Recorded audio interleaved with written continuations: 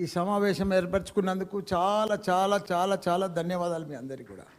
దీనికి గౌరవ మన సభాధ్యక్షులు రాంబాబు గారు, పెద్దలు గౌరవనీయులు మన ఆపద్ బాంధవుడు మన కేటీఆర్ సార్ గారు, మిగతా పెద్దలందరికీ కూడా, సభకు అందరికీ కూడా నమస్కారం.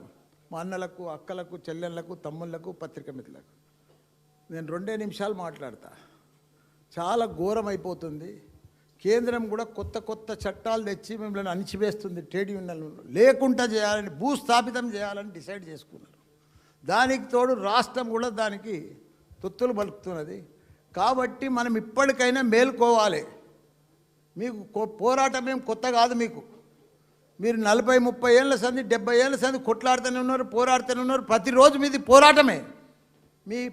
మీ పోరాటానికి ఇప్పుడు మా కేటీఆర్ సార్ తోడైతాడు, మీకు అన్ని విధాల సహకరిస్తాడు. లీగల్గా మా వినోదన్న కానీ, మా బీఆర్ఎస్ పార్టీ తరఫున మీ ఖర్చులకు కానీ, మంచికి కానీ ఢిల్లీకి కూడా తీసుకుపోయి జంతర్ మంతర్ కాడ కూడా మనం ధర్నా చేసి ఈ అమెండ్మెంట్లు మళ్ళీ అమెండ్మెంట్ చేసేదాకా మనం వదలనే వద్దు.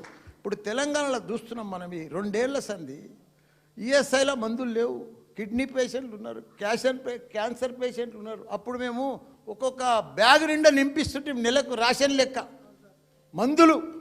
అసూటిది ఇప్పుడు మందులే పైసలు వస్తున్నాయి కేంద్రంకి వెళ్ళి, కానీ వాళ్ళు ఇస్తలేరు, మందులు కొంటలేరు, మందుల వాళ్ళకి పైసలు ఇస్తలేరు. 7 వల్ల వాళ్ళంతా గప్చుప్ అయిపోయింది. అన్నీ బంద్ అవుతాయి. రేపు ఆర్టీసీ కూడా అట్నే అవుతాయి. అన్ని సమస్యలే, ప్రతి దాంట్లో సమస్యలు. ఇప్పుడు చూడు కొత్త రూల్స్. ఇప్పుడు రింగ్ రోడ్ లోపల ఉన్న ఇండస్ట్రీస్ అంతా అమ్ముతామంటే కార్మికులు ఎక్కడ పోవాలి? వాళ్ళు ఎన్నో ఏళ్ళ సంది ఇప్పుడు ఇండస్ట్రీ వాడు భూమి వాడు మంచిగా కంపెనీ వాడు అమ్ముకుంటాడు, బయట పోయి అన్ననే పెట్టుకోడు, పైసలు అయితే వానికి వస్తాయి.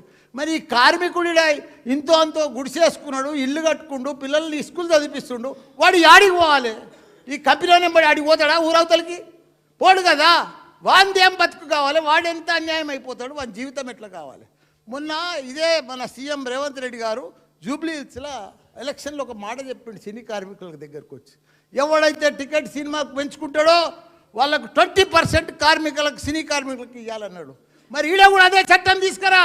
ఎవడైతే భూమి అమ్ముతుండో 20% ఆ భూమిలో వాల్యూ కార్మికులకు ఇచ్చేసాయి.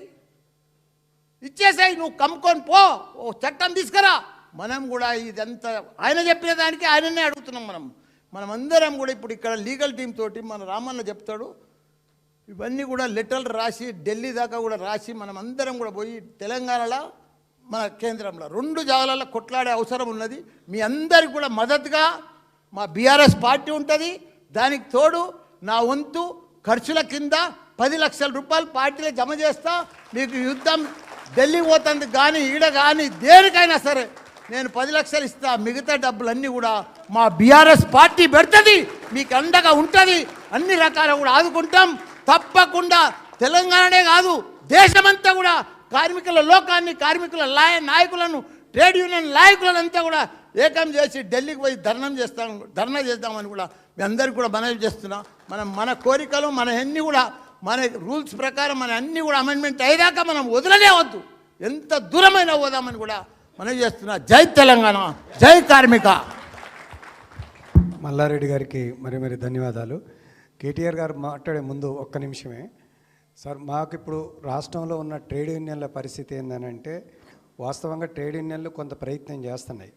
కానీ ఏమైనప్పటికీ కూడా ఇక్కడ ట్రెడిషనల్గా వామపక్ష ట్రేడ్ యూనియన్లు ఇక్కడ ఆర్గనైజేషన్లు కొంచెం బలంగా ఉండే, గత కొంతకాలం నుంచి వామపక్ష ట్రేడ్ యూనియన్లు బాగా బలహీనపడ్డాయి.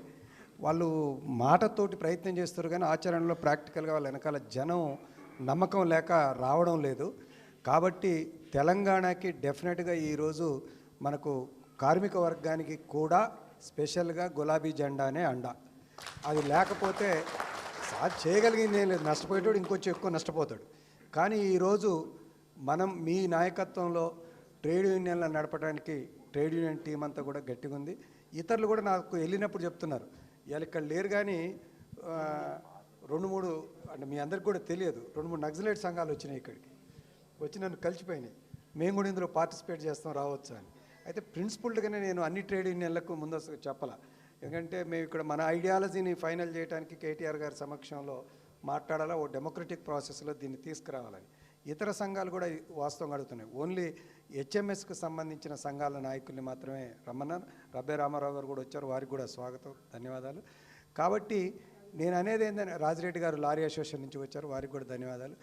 ఈ రాష్ట్రంలో ఉన్న ఇప్పుడున్న పరిస్థితుల్లో ఈ సమస్యలని ఛాలెంజ్ చేయాలి అనేదాన్ని మనం ఛాలెంజ్ చేస్తేనే ఈ కార్మిక వర్గానికి శ్రీరామ రక్ష. దీంట్లో సెకండ్ థాట్ లేదు. ఎందుకంటే నేను కూడా 20-25 ఏళ్ల నుంచి 30 ఏళ్ళు అయిపోయింది ట్రేడ్ యూనియన్లో. నేను ఇంజనీరింగ్ చదివి ఈ సబ్జెక్ట్లో లోతుగా పోతూ ఉంటే కార్మికుడికి రోజు రోజుకు అన్యాయం జరుగుతున్నది. దీన్ని ఎక్కడో ఒక్కడ ఎవరో ఒక్కరు ఒక అడుగేసి ముందుకు రాకపోతే మాత్రం ట్రేడ్ యూనియన్లు మరింత సమస్యలో పోతాయి. వచ్చిన సంక్షేమాలు పోయినాయి, చట్టాలు పోయినాయి. ఫస్ట్ ఇప్పుడు వినోద్ గారు మాట్లాడిన దాంట్లో ఒక్క పాయింట్ కోడ్ చేయాలి. ఎందుకంటే మనోళ్ళు కూడా చాలామంది చదవట్లేదు. ఈ నీతి ఆయోగ్ అనే అంశం మీద ఫస్ట్ లేబర్ కాన్ఫరెన్స్లోనే ఇండియాలోనే చర్చ జరిగింది, చాలా లోతైన చర్చ జరిగింది. అప్పట్లో కూడా మొట్టమొదట స్వతంత్రానికి ముందు ఈ డిస్కషన్ జరిగినప్పుడు, స్వతంత్రం తర్వాత డిస్కషన్ జరిగినప్పుడు ఒకే ఒక్క వాదన, అంబేద్కర్ గారిది కానీ మిగతా వాళ్ళందరూ కానీ, నేను ఒక్క పేరు గజేందర్